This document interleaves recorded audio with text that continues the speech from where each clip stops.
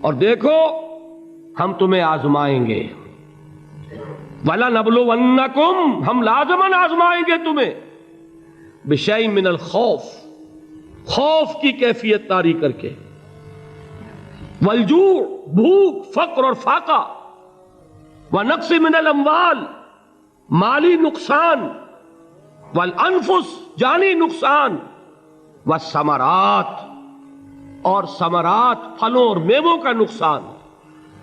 میرے نزدیک یہاں پر ثمرات کا مفہوم ایک اور بھی ہے۔ ایک تو صاف تھا کھجور کی فصل تیار ہے، غزوہ تبوک جانے کا حکم مل گیا، کون اتارے گا؟ اور کھجور وقت پر اتری نہیں، برباد ہو جائے گی۔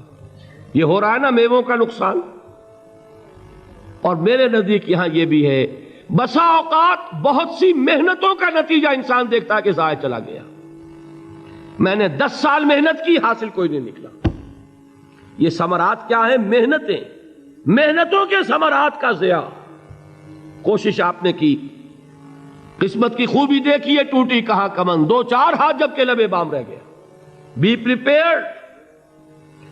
ایک شاعر کے یہ اشعار ہیں، وہ کمیونسٹ تھا، میں نام بھی نہیں لیتا، لیکن یہ کہ یہ اسی انقلابی، چونکہ ان کا بھی ایک انقلابی نظریہ ہے، انقلابی عمل میں یہ سارے مراحل آتے ہیں۔ کوئی سیٹ بیک آیا، فرض کیجئے کوئی ناکامی ہو گئی، تو اپنے ساتھیوں کو دل بندھانے کے لیے یہ فصل امیدوں کی ہمدم اس بار بھی غارت جائے گی، سب محنت صبحوں شاموں کی اب کے بھی اکارت جائے گی۔ میرے نزدیک یہ ثمرات کا جو لفظ یہاں آیا ہے، وَنَقْصٍ مِّنَ الْأَمْوَالِ وَالْأَنفُسِ وَالثَّمَرَاتِ، سب محنت صبحوں شاموں کی اب کے بھی اکارت جائے گی۔ دھرتی کے کونوں کھدروں میں پھر اپنے لہو کی کھاد بھرو، پھر مٹی سینچو اشکوں سے، پھر اگلی رت کی فکر کرو، پھر اگلی رت کی فکر کرو، جب پھر ایک بار اجڑنا ہے۔ ایک فصل پکی تو بھر پایا، تب تک تو یہی کچھ کرنا ہے۔ ایک مقصد ہے سامنے، انقلاب برپا کرنا ہے۔ ایک کوشش ناکام ہو جائے کوئی پرواہ نہیں، نیکسٹ، پھر تیار رہو ناکامی کے لیے۔ ایسا نہ ہو جو انگریزی میں کہتے ہیں hope for the best but be prepared for the worst. ایسا نہ ہو کہ دوسری مرتبہ ناکام ہو کے بددل ہو جاؤ، تمہاری ہمتیں جواب دے جائیں، نہیں، پہلے سے تیار رہو کہ دوسری مرتبہ بھی ناکامی آئے تو آئے، لیکن جب تک کہ کامیابی حاصل نہیں ہوتی ہمیں یہ کام کیے چلے جانا۔ دیکھیے سیرت میں آیا کہ نہیں یہ واقعہ؟ بدر میں مسلمانوں کو فتح ہوئی تو احد میں زک پہنچی کہ نہیں؟ 70 صحابہ شہید ہوئے کہ نہیں؟ اگر ان کی ہمتیں جواب دے جاتی تو گاڑی کیسے چلتی آگے؟ تو فرمایا وَلَنَبْلُوَنَّكُمْ بِشَيْءٍ مِّنَ الْخَوْفِ وَالْجُوعِ وَنَقْصٍ مِّنَ الْأَمْوَالِ وَالْأَنفُسِ وَالثَّمَرَاتِ، ہم تمہیں لازماً آزمائیں گے، خوف کی کیفیت سے، فقر و فاقے کی کیفیت سے، بھوک سے، جان کے نقصان سے، مال کے نقصان سے، محنتوں کے حاصل کے ضائع ہو جانے سے۔ وَبَشِّرِ الصَّابِرِينَ، اور اے نبی بشارت دیجئے صبر کرنے والوں کو۔ الَّذِينَ إِذَا أَصَابَتْهُمْ مُصِيبَةٌ، وہ کہ جب ان پر کوئی تکلیف آئے، کوئی مصیبت آئے، کوئی آزمائش آئے، قَالُوا إِنَّا لِلَّهِ وَإِنَّا إِلَيْهِ رَاجِعُونَ، وہ یہ کہیں کہ ہم اللہ ہی کے ہیں، اللہ ہی کی طرف لوٹ جانا ہے۔ یہ وہی انداز ہے جو میں نے فارسی کا شعر سنایا تھا آپ کو کہ سرے تسلیم خم ہے جو مزاج یار میں آئے۔ وہ ہمارا مولا ہے، ہمارا آقا ہے، اگر اسے یہی منظور ہے تو ہمیں بھی یہی منظور ہے۔ میں نے تسلیم و رضا کی بات کی تھی نا، آپ کو کچھ شعر سنائے تھے، ایک شعر اور سنیے، اور یہ کس کا ہے؟ محمد علی جوہر کا۔ ایک مرتبہ جیل گئے، ان کی ایک بیٹی جوان بیمار ہوئی، فوت ہو گئی، باہر چھوڑا انگریز نے، جاؤ بھائی دفن کر دو بیٹی کو۔ دوسری مرتبہ جیل گئے، دوسری جوان بیٹی اسی مرض میں مبتلا ہوئی۔ اب یہ جیل میں ہے، خبر پہنچی کہ دوسری بیٹی کے اوپر بھی اسی مرض کا حملہ ہوا ہے۔ ایک نظم لکھی ہے جس کا آخری شعر یہ ہے، تیری صحت ہمیں منظور ہے لیکن اس کو نہیں منظور تو پھر ہم کو بھی منظور نہیں۔ یہ ہے، جب تک یہ کیفیت نہ ہو اس میدان میں آدمی ثابت قدم نہیں رہ سکتا۔ کہ میرے رب کو اگر یہ منظور ہے تو یہی مجھے منظور ہے، اور تیری صحت ہمیں چاہیے تو ضرور، لیکن ہمارے رب کو منظور نہیں تو ہمیں بھی منظور ہے۔ راضی برضائے رب۔ وبشر الصابرین الذین اذا اصابتهم مصیبۃ قالوا انا للہ وانا الیہ راجعون۔ نہ شود نصیب دشمن کے شود ہلاک تیغت، سر دوستہ سلامت کے تو خنجر آزمائی۔ اولئک علیہم صلوات من ربہم ورحمہ، یہی ہیں وہ لوگ جن پر ان کے رب کی طرف سے عنایتیں ہیں اور رحمتیں ہیں۔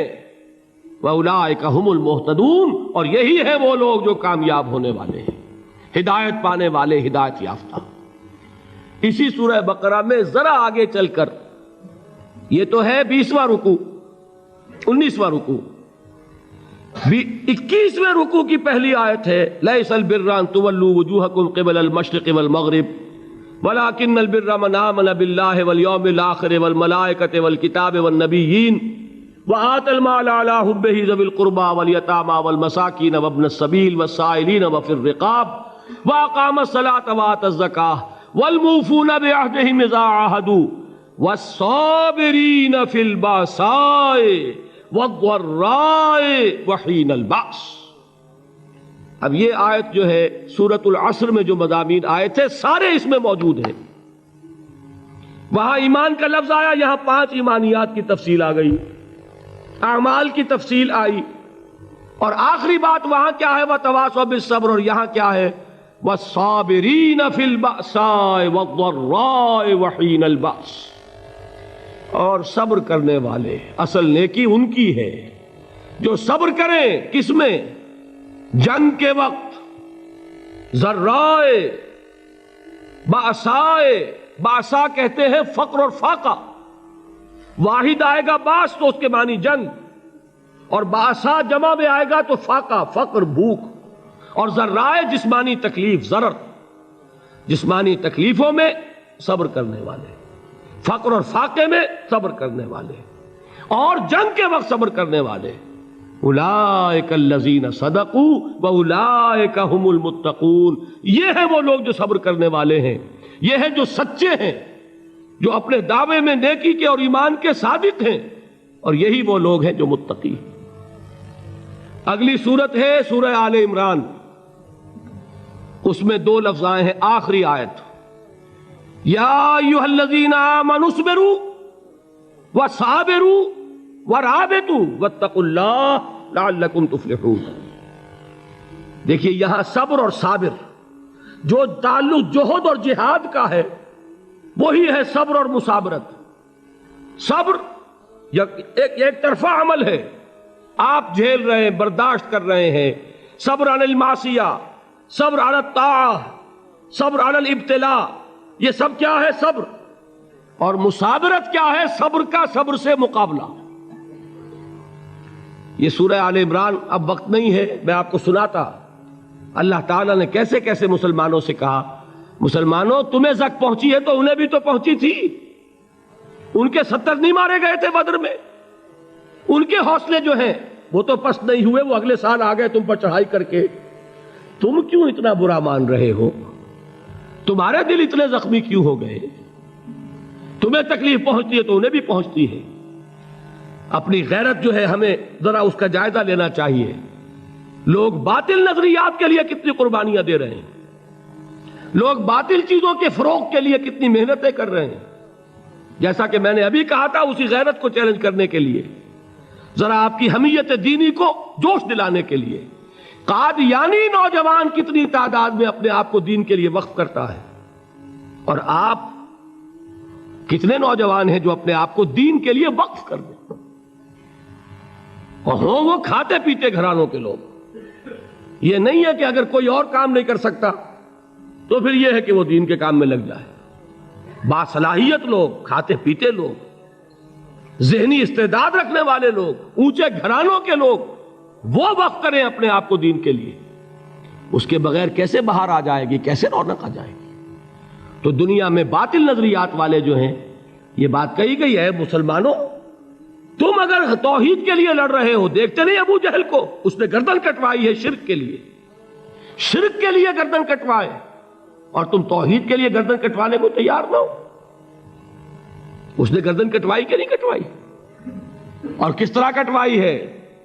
کیونکہ بڑا متکبر قسم کا، فرعون قسم کا شخص تھا.